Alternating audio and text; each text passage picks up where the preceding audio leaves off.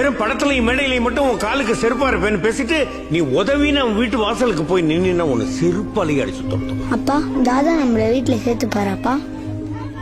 செருப்படி வேகாத வெயில நின்றுட்டு இருப்போம். அவன் ஏசி கார்ல நாயை பக்கத்துல உட்கார வச்சு கட்டி பிடிச்சிக்கிட்டு உன்னை நாயை விட கேவலமா மதித்து பார்க்காத மாதிரி போய்கிட்டே இருப்பான். நீ அவன் காருக்கு பின்னாடி வாழ்க வாழ்க வாழ்கன்னு கையை தட்டிக்கிட்டே ஓடுவ.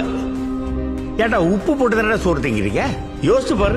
நீ ரசிகனா இருக்கிற எந்த ஒரு நடிகனுடைய பிள்ளையாவது இன்னொரு நடிகனுக்கு ரசிகனா இருந்து அவனுக்கு கட் அவுட் வச்சு பாலாபிஷேகம் பண்ணி அவனுடைய வாழ்க்கை நாம இங்க இவரோட கூட்ட ஏற்றுக்கதான் ஆகணும். என்னன்னா விஜய் அவர்கள் மேல குற்றச்சாட்டுகள் என்னன்னு இவர் வந்துட்டு இப்ப தேர்தல அணிக்கு அடுத்து இன்னும் கொஞ்ச நாள்ல தேர்தலோட முடிவுகள் வரப்போகுது. இந்த சமயத்துல மக்கள் அவங்களை பார்த்து அவங்க கோரிக்கைகளை கொடுக்கறதுக்காக மனு இருக்கிறதா இந்த காணொலியை நீங்க தெளிவா பார்த்துக்க முடியும்.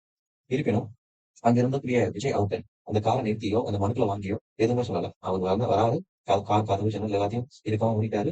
யார் கூப்பிட்டோம் நீங்க பாத்துருப்பீங்க. அங்க ஒரு பொண்ணு வந்துட்டு அந்த காரோட கண்ணாடியை பிடிச்சு இழுப்பாங்க. அதை பிடிச்ச அப்படியே போவாங்க. வண்டி இழுத்து போவோம். அந்த அளவுக்கு கூட அவங்க அப்படியே கார் பிடிச்சுக்குவாங்க.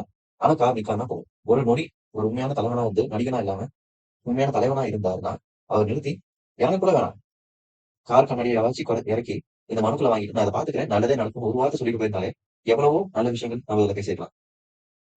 இதுதான் ஒரு தலைவனுக்கும் நடிகனுக்கும் இருக்கும் வித்தியாசம். கடைசியா அவர் எப்படியாவது பாத்திர மாட்டோமா அப்படின்னு அவரை தேடி வந்திருக்க தொண்டர்கள் காருக்கு பின்னாடி ஓடியும் ஏமாற்றம் மட்டும்தான் மிஞ்சிச்சு. காரை எடுத்தாமே போயிட்டு